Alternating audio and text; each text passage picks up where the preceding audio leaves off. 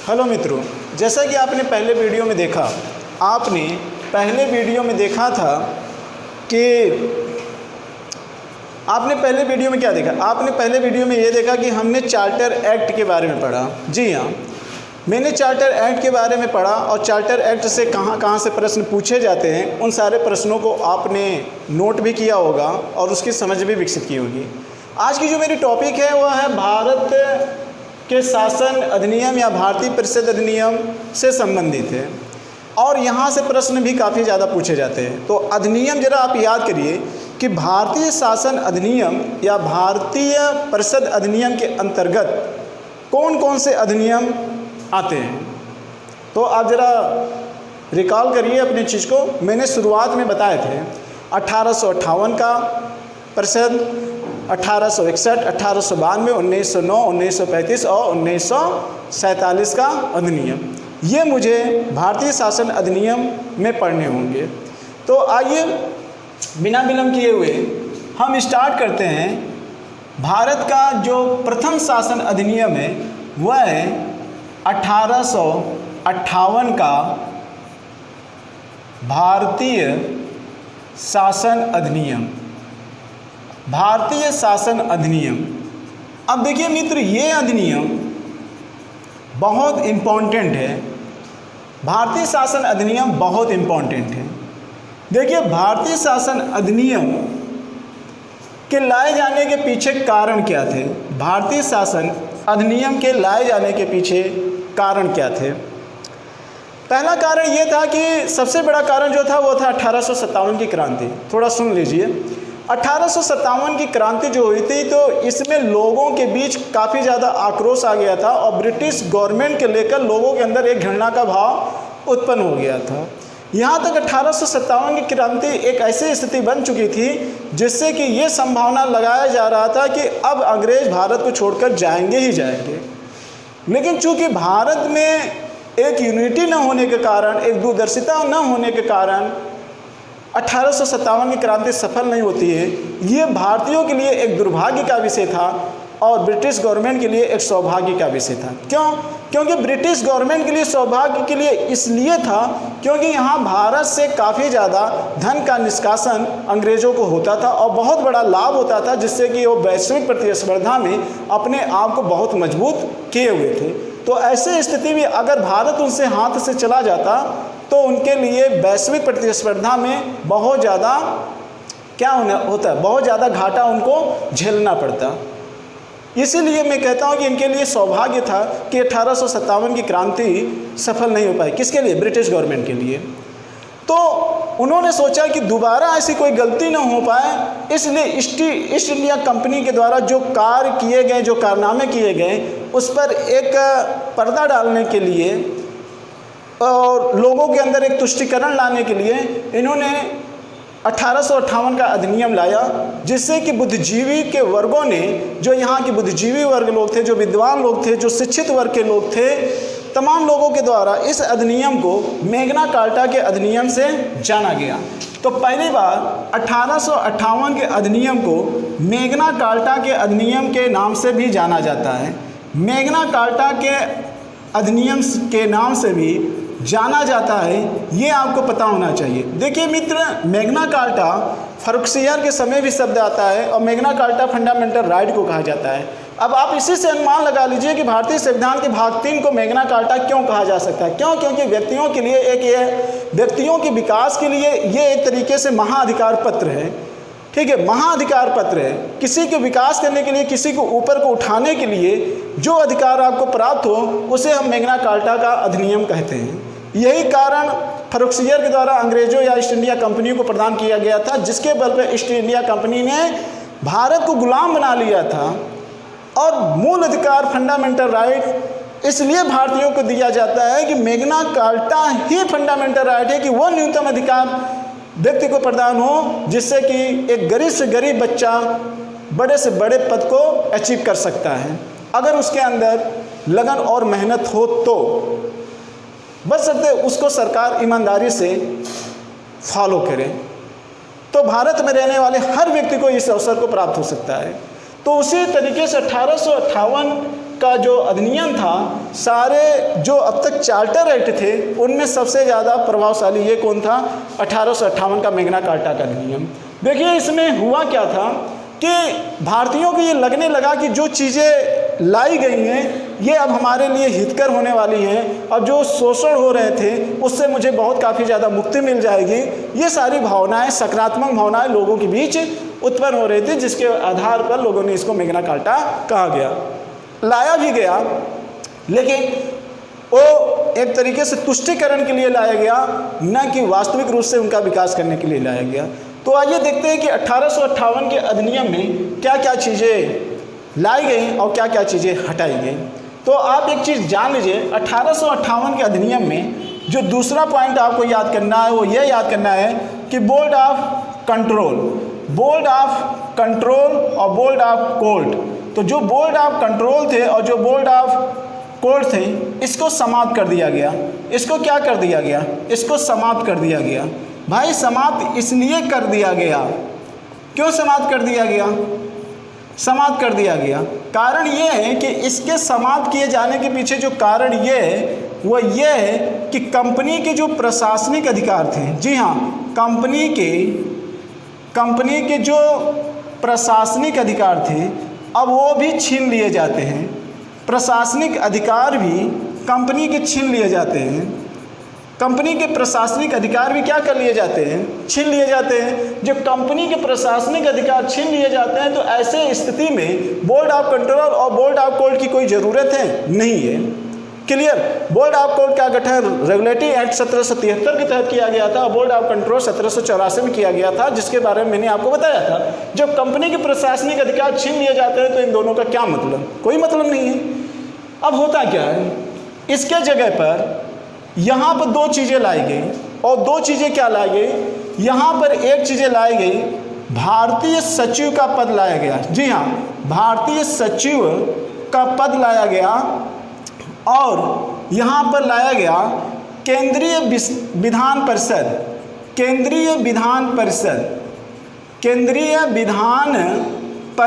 को लाया गया। केंद्रीय विधान परिषद को लाया गया और सचिव का पद लाया गया। अब जरा समझते हैं, इनके जगह पे यहाँ पर सचिव का पद और केंद्रीय विधान परिषद क्या था? देखिए मित्र, सचिव का जो भारतीय सचिव का पद था, ऐसा नहीं कि इसमें भारत के रहने वाले थे, ये नहीं है। भारत का सचिव का पद जो होता था ये एक तरीके से कहीं न कहीं कैबिनेट स्तर के इसमें मंत्री हुआ करते थे। सचिव का मतलब कि कैबिनेट स्तर का मंत्री हुआ करता था, जो ब्रिटिश के संसद में बैठता था, और उसका कार्य ये होता था, जो केंद्रीय विधान परिषद थी, केंद्रीय विधान परिषद जो थी, इसका कार्य क्या होता था? इसका कार्य ये होता था कि ये एक सलाहकारी बॉडी होती थी जो गवर्नर जनरल के कार्यकारिणी परिषद को सलाह दिया करती थी, और गवर्नर जनरल कार्यकारिणी की जो परिषद हुआ करती थी उसका संबंध किससे होता था? सचिव का संबंध होता था, और सचिव का जो संबंध होता था वो किससे होता था? ब्रिटिश संसद से होता था। तो कहने का मतलब कि भारत पर शासन करने के लिए अब डायरेक्ट यहाँ पर गवर्नर जनरल नियंत्रण नहीं स्थापित कर सकता था। अब कोई भी कार्य करने से पहले उसको केंद्रीय विधान परिषद से सलाह लेना पड़ता था। फिर ऑलरेडी पहले से कार्यकारिणी की सलाह तो लेना अनिवार्य ही कर दिया गया था, जो 1784 के पिट्स एक्ट में आ गए थे गवर्नर जनरल के साथ। उसके साथ यहाँ पे अब केंद्रीय विधान परिषद आ गए, अब फिर यहाँ पे सचिव। कहने का मतलब अब ब्रिटिश गवर्नमेंट भारत को शासन चलाने के लिए क्या हो गई? प्रतिबद्ध हो गई, कटिबद्ध हो गई। इसका मतलब क्या? इसका मतलब अब कंपनी या गवर्नर जनरल अपनी मनमानी भारत में नहीं कर सकता है। अब अगर ये करता है तो डायरेक्ट किसकी जिम्मेदारी होगी? ब्रिटिश संसद की जिम्मेदारी होगी। इसके पहले किसकी जिम्मेदारी होती थी? कंपनी की होती थी। भारत में जितने भी घटनाएं घटती थी उसके पीछे जिम्मेदार कौन? कंपनी होती थी। लेकिन अब इसके बाद ये तय हो गया कि अब कोई रूल और रेगुलेशन आता है और भारत का शोषण किया जाता है, जिससे भारतीय लोग परेशान होंगे, उसके लिए जिम्मेदार कौन होगा? ब्रिटिश गवर्नमेंट होगी। इसलिए भारत में शासन चलाने के लिए एक तरीके से कहीं न कहीं उत्तरदायित्व शासन प्रणाली का क्या होने लगा? यहाँ पर जन्म होना प्रारंभ हो गया। उत्तरदायित्व का फंडा यहाँ पे आने लगा, जिसके लिए केंद्रीय विधान परिषद या भारतीय परिषद और सचिव का परिषद लाया गया। तो आपसे पूछा जाएगा कि सचिव के पद का सृजन और केंद्रीय विधान परिषद का सृजन किस अधिनियम के तहत लाया गया? तो 1858 के अधिनियम के तहत लाया गया। Board of control, board of director को कब समाप्त किया गया? तो 1858 के अधिनियम में समाप्त किया गया। क्लियर? ये बातें आपको समझ में आ रही होंगी। 1858 के अधिनियम में अब क्या हुआ? 1858 के अधिनियम में अब तक जो बंगाल का भारत का गवर्नर जनरल कहलाता था, अब वो भारत का गवर्नर जनरल न कहलाकर अब वो भारत का वायसराय कहे जाने लगा।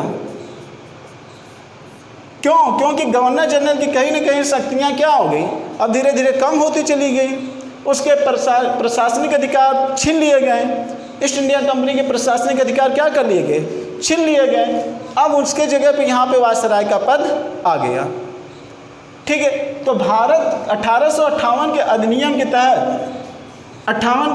के तहत कौन था पहला वायसराय? तो जो पहला वायसराय था वो लॉर्ड कैनिंग था। ये आपको याद होना चाहिए। लॉर्ड कैनिंग जो था ये भारत का पहला वायसराय था जिस पद का सृजन किस अधिनियम के तहत किया गया था? 1858 के अधिनियम के तहत किया गया था। क्लियर? तो ये 1800 अधिनियम के तहत ये इम्पोर्टेंट वो सारे पॉइंट हैं जो आपके एग्जाम में पूछे गए हैं। ये आपको याद होना चाहिए। क्लियर? अब हम आते हैं मित्र, इसके अलावा एक 1861 का भी अधिनियम है जो काफ़ी ज़्यादा इम्पोर्टेंट है। उस चीज़ को भी हम देख लेते हैं कि 1861 का अधिनियम, ठीक है। तो भारतीय शासन या परिषद का जो अगला अधिनियम है वो कौन सा होगा? वह 1861 का अधिनियम होगा। 1861 का अधिनियम, 1861 का अधिनियम। अब जरा देखिए, यहाँ से ढेर सारे प्रश्न पूछे जाते हैं। पहली चीज़, 1861 के अधिनियम के तहत 1861 के अधिनियम के तहत जो वायसराय था, अब इस वायसराय को दो चीज़ें मिली। पहली चीज़, इसको अध्यादेश जारी करने का अधिकार मिला, और दूसरा वीटो पावर। तो आपसे पूछा जाए कि वीटो पावर और अध्यादेश किस अधिनियम के तहत लाया गया? तो 1861 के अधिनियम के तहत अध्यादेश और वीटो पावर को लाया गया था। अगला जो यहाँ पे इम्पोर्टेंट प्रश्न है, 1861 के अधिनियम के तहत, हाँ मित्र, 1861 के अधिनियम के तहत यहाँ पर विभागों का निर्माण किया गया। जी हाँ, विभागों व मंत्रालयों का सृजन या निर्माण किस अधिनियम के तहत प्रारंभ किया गया? तो 1861 के अधिनियम के तहत प्रारंभ किया गया। दूसरी चीज़, अब तक जहां भारत में सत्ता का केंद्रीकरण हुआ करता था, आपने लॉर्ड विलियम बेंटिंक को देखा ही था। 1861 के अधिनियम के तहत यह कह दिया गया कि जो प्रेसिडेंसी हैं, अब ये प्रेसिडेंसी चाहे वो बंगाल, बम्बई और मद्रास, ये 3 प्रेसिडेंसियाँ थी ना। अब इनको क्या कह दिया गया? इनको यह कह दिया गया कि ये जो प्रांतीय प्रेसिडेंसी है, ये अपने मामले में कानून बनाने में पूरी तरीके से क्या है? स्वतंत्र है। इसका मतलब 1861 के अधिनियम के तहत क्या कर दिया गया? सत्ता का विकेंद्रीकरण कर दिया गया। सत्ता का विकेंद्रीकरण करने का मतलब कि प्रांतीय प्रेसिडेंसी को यह अधिकार दे दिया गया कि कुछ मामलों में वह या कुछ विषयों के मामले में वह कानून बनाने में स्वतंत्र होंगे। यानी कि प्रांतीयों को यहाँ पर क्या प्रदान किया गया? स्वायत्तता प्रदान किया गया। ये बातें आपको यहाँ पर याद होनी चाहिए, ठीक है। तो विभागों और मंत्रालयों की स्थापना करना, अध्यादेश जारी करना, वीटो पावर को जारी करना, और बंगाल और बम्बई में यहाँ पे सत्ता का विकेंद्रीकरण किया जाना, ये सारे पॉइंट आपको पता होना चाहिए। ये 1861 के अधिनियम के तहत पूछा जाता है। क्लियर? इतनी बातें आपको पता हो जानी चाहिए। अब हम आते हैं मित्र, अगला देख लेते हैं। नोट करना चाहे तो आप इस चीज़ को नोट भी कर लीजिए, समझ तो गए ही होंगे। अब हम देख लेते हैं 1892 का अधिनियम। आपको 1892 के अधिनियम में क्या याद करना है वो भी देख लेते हैं। 1852 का जो भारतीय शासन अधिनियम था, इसमें क्या क्या चीज़ें लाई गई थी जो आपके परीक्षा में पूछे जाते हैं। तो जो आपकी परीक्षा में पूछे जाते हैं वो चीज़ें हम ध्यान में रखकर यहाँ पे बता रहे हैं। पहला आपको ये चीज़ याद करना होगा कि 1892 के भारतीय शासन अधिनियम में पहली बार अप्रत्यक्ष निर्वाचन प्रणाली की क्या की गई थी? व्यवस्था की गई थी। अप्रत्यक्ष निर्वाचन प्रणाली की क्या की गई थी? व्यवस्था की गई थी। यानी कि पहली बार भारतीयों के लिए अप्रत्यक्ष निर्वाचन प्रणाली की व्यवस्था कहाँ की गई थी? यहाँ पे की गई थी 1892 के अधिनियम में। कहने का मतलब ये है कि अब तक जो भारतीय विधान परिषद हुआ करती थी या केंद्रीय विधान परिषद हुआ करती थी, ज़्यादातर इसमें सरकारी सदस्य हुआ करते थे और गैर सरकारी सदस्य भी हुआ करते थे। लेकिन ये सरकारी सदस्य और गैर सरकारी जो सदस्य हुआ करते थे, ये ज़्यादातर मनोनीत हुआ करते थे। जी हाँ, और मनोनीत हुआ करते थे तो इनको मतदान करने का कोई भी विशेष अधिकार नहीं हुआ करता था। ठीक है। और भारतीयों को तो इस मामले में शक्ति बहुत कम प्रदान हुई थी, क्योंकि इस समय इसके पहले कोई चुनाव का प्रबंधन नहीं होता था जिससे कि इनकी संख्या बढ़ जाए और ये चुन कर जाए। ठीक है। इसलिए यहाँ पे अप्रत्यक्ष निर्वाचन की प्रणाली की व्यवस्था की गई और इस अप्रत्यक्ष चुनाव प्रणाली में जनता भागीदारी नहीं होती थी। जो एक वर्ग हुआ करते थे जैसे नगरपालिका, विश्वविद्यालय, वाणिज्य मंत्रालय, जमींदार और जो बड़े बड़े लोग हुआ करते थे, वो लोग निर्वाचन या चुनाव में भाग लिया करते थे। ठीक है। जनता की इसमें कोई भागीदारी नहीं थी। तो इस तरीके से यहाँ चुनाव प्रणाली की क्या की गई थी? व्यवस्था की गई थी। तो आपको इतना ही याद करना है कि 1892 में अप्रत्यक्ष चुनाव प्रणाली की क्या की गई? व्यवस्था की गई। ये प्रश्न पूछा जाता है। अगला प्रश्न ये था मित्र कि यहाँ पर बजट पर, जी हाँ, बजट पर बहस करने का तो अधिकार दिया गया था। बजट पर बहस करने का अधिकार दिया गया था, लेकिन यहाँ पर प्रश्न पूछने का भी अधिकार दिया गया था। प्रश्न पूछने का अधिकार दिया गया था। प्रश्न पूछने का अधिकार दिया गया था। लेकिन एक चीज़ ध्यान रखिएगा, बजट पर बहस, प्रश्न पूछने का अधिकार दिया गया था, लेकिन मतदान करने का अधिकार नहीं था। मतदान करने का अधिकार नहीं था। मतदान करने का अधिकार नहीं था। किसमें? 1892 के अधिनियम में मतदान करने का अधिकार नहीं था। और दूसरा इसमें है कि अनुपूरक प्रश्न नहीं पूछ सकते थे। अनुपूरक प्रश्न नहीं पूछ सकते थे। अनुपूरक प्रश्न का मतलब ये है कि एक बार प्रश्न पूछने जाने पर अगर आपको स्पष्टीकरण नहीं होता है तो दोबारा प्रश्न पूछने को अनुपूरक प्रश्न के नाम से जाना जाता है। क्लियर? तो मतदान और अनुपूरक प्रश्न की छूट इसमें नहीं प्रदान की गई थी। बजट पर बहस करने और प्रश्न पूछने का अधिकार प्रदान किया गया था। ये चीज़ें आपको पता होनी चाहिए। क्लियर? तो 1892 के अधिनियम में आपको पहला पॉइंट अप्रत्यक्ष निर्वाचन प्रणाली की व्यवस्था, बजट पर बहस करने की व्यवस्था, प्रश्न पूछने का अधिकार था, किंतु अनुपूरक प्रश्न और मतदान करने का अधिकार यहाँ पर नहीं प्रदान किया गया था। ये अगर आप यहाँ पे इतना याद कर लेते हैं तो आपका प्रश्न सही हो जाएगा। और जब भी प्रश्न पूछे जाएगा तो इन्हीं में से 1892 के अधिनियम में से प्रश्न पूछा जाएगा। बहुत ज़्यादा मैं डिटेल नहीं पढ़ाऊंगा, वही मैं पढ़ा रहा हूँ जो आपके एसएससी पेट जैसे एग्जाम के लिए ये प्रश्न पूछे जाते हैं। यहाँ तक कि सिविल के बच्चे भी अगर पढ़ लें तो यहाँ से प्रश्न फंस जाएंगे। आइए अगला हम देख लेते हैं। जो नेक्स्ट है वह है आपका 1909 का अधिनियम। जी हाँ, 1909 का अधिनियम। देखिए 1909 का अधिनियम ये भी बहुत इम्पॉर्टेंट है। पहला चीज़, 1909 के अधिनियम को हम मार्ले मिंटो के सुधार के नाम से जानते हैं। Morley Minto. अब यहाँ पे ध्यान से सुनिएगा, मार्ले मिंटो सुधार अधिनियम।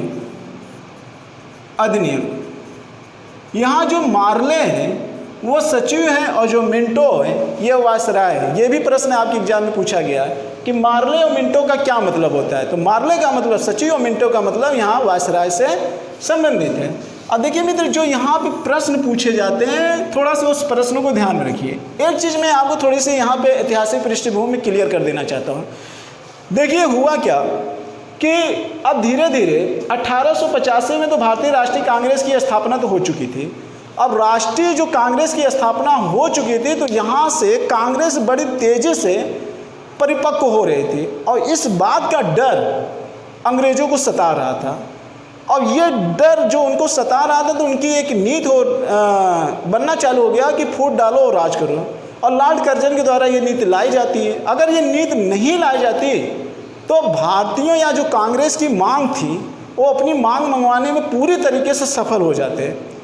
ठीक है, क्योंकि इतनी ज़्यादा एकता थी। अगर वो मांग को नहीं मानते तो एक बड़ा आक्रोश खड़ा हो सकता था। इसलिए यहाँ पर अंग्रेज़ों की ये नीति थी कि इनके जो यूनिटी है इनको पहले तोड़ा जाए। जब इनकी यूनिटी को तोड़ देंगे तो इनके मांगों में भी कमी हो जाएगी और दूसरी चीज़ इनको अपने अंदर भी मिला लिया जाएगा और इनके अंदर जो भावनाएं भी चल रही हैं उसका भी पता आसानी से लगाया जा सकता था। यही कारण था कि लॉर्ड कर्जन के द्वारा फूट डालो राज करो की नीति लाई गई। क्लियर। 1892 में जो लाए गए उससे अंग्रेज काफ़ी डरे हुए थे और जिस तरीके से लगातार केंद्रीय विधान परिषद में गैर सरकारी सदस्यों की डिमांड बढ़ रही थी और संख्या बढ़ाने पर अंग्रेज मजबूर हो रहे थे, वैसे उससे यही प्रतीत होता है कि कहीं ना कहीं अंग्रेज डर रहे थे। इसलिए उनके लिए ये नीति लाना बहुत ज़रूरी हो गया था कि फूट डालो और राज करो। क्लियर। तो उन्होंने लाया क्या? उन्होंने पहला काम किया कि 1905 में बंगाल का विभाजन कर दिया। अगला काम इन्होंने किया कि मुस्लिम लीग की स्थापना करवा दी। 1906 में बंगाल के विभाजन के बाद मुस्लिम लीग की स्थापना करवा दी। अब जब बंगाल का विभाजन करवाया तो क्या हुआ? सांप्रदायिक दंगा फैले और जब सांप्रदायिक दंगे फैले तो मुस्लिम और हिंदू एक तरफ हो गए। अब हिंदुओं की विचारधारा में दो विचारधाराएं उभर कर सामने आ गई, सांप्रदायिक के मुद्दे पर लेकर और दूसरा अपने अधिकारों को लेकर। एक उग्रवादी दल आ गया और दूसरा नरम दल आ गया। तो बंगाल का विभाजन और मुस्लिम लीग की स्थापना और फिर हिंदू में जो दूध गुटों का बढ़ना सांप्रदायिकता के आधार पर, नरम दल और गरम दल, सूरत का विभाजन 1907 में सूरत का विभाजन हो गया। और एट लास्ट में 1909 में आप देखेंगे मार्ले मिंटो सुधार अधिनियम आता है। अब उनको बहाना मिल गया ना, अब उनको बहाना मिल गया कि भारत में अराजकता की स्थिति फैल रही है और अराजकता की स्थिति फैलाने वाले कौन थे? अंग्रेज थे। वही फैलाए और वही नियंत्रण स्थापित करना चाहते थे। और जब वो नियंत्रण कानूनी तरीके से स्थापित कर देंगे तो फिर राज करना क्या हो जाएगा? आसान हो जाएगा। क्यों? क्योंकि यूनिटी अब रह नहीं जाएगी। इसलिए कानूनी तरीके से उन्होंने क्या लाया?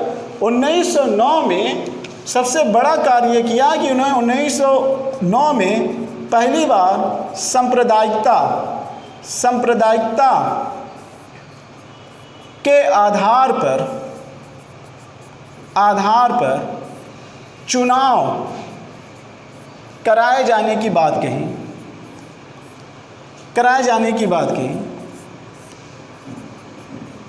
क्योंकि अब यहीं से तो बीच पड़ गया।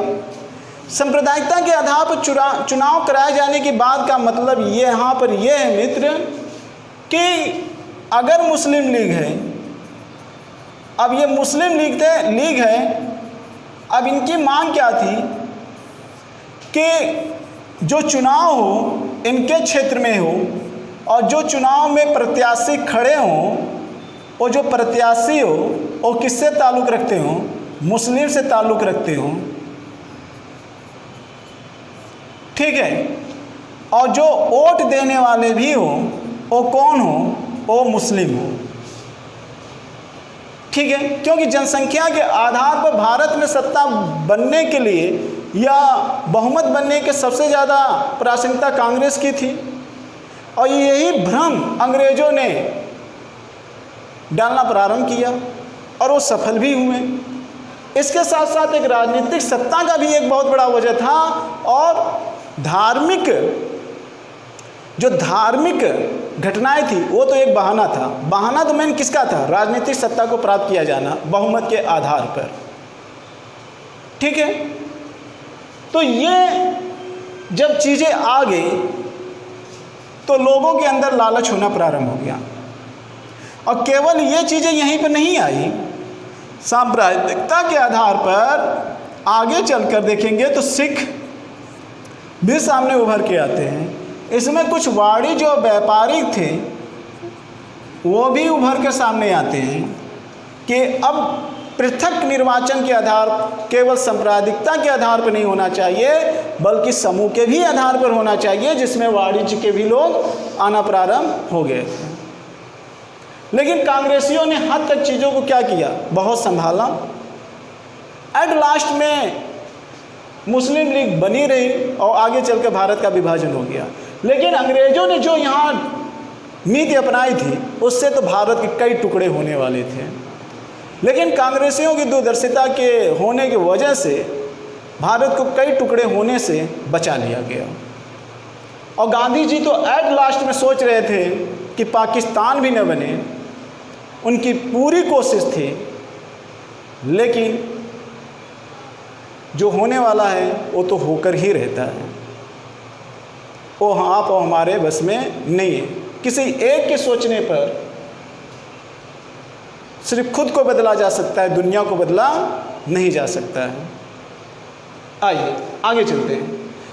इसके अलावा अगर आप देखेंगे नेक्स्ट, तो आप 1909 के 1892 के अधिनियम में आपने क्या देखा था कि जो था मत देने का अधिकार नहीं था और प्रश्न पूछने का अधिकार नहीं था, अनुपूरक प्रश्न पूछने का अधिकार नहीं था। तो थोड़ा सा यहाँ पे ध्यान रखिएगा, यहाँ पर मत देने का अधिकार था, मत देने का अधिकार प्रदान कर दिया गया, पहला पॉइंट। और दूसरा, अनुपूरक प्रश्न भी पूछने का अधिकार दिया गया। भाई अगर बुरा से बुरा इंसान अगर कुछ पुण्य का काम न करे तो उसके आत्मा पर तो बहुत बड़ा बोझ होता ही होता है।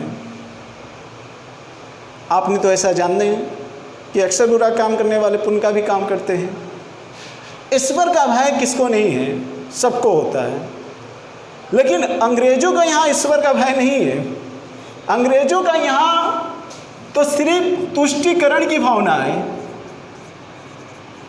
कि जो घटनाएं जन्म ली हैं वो मेरे वजह से नहीं हुई है, वो तो आप अपने भाइयों की सही विचारधाराओं में समन्वय न होने के कारण हुई है।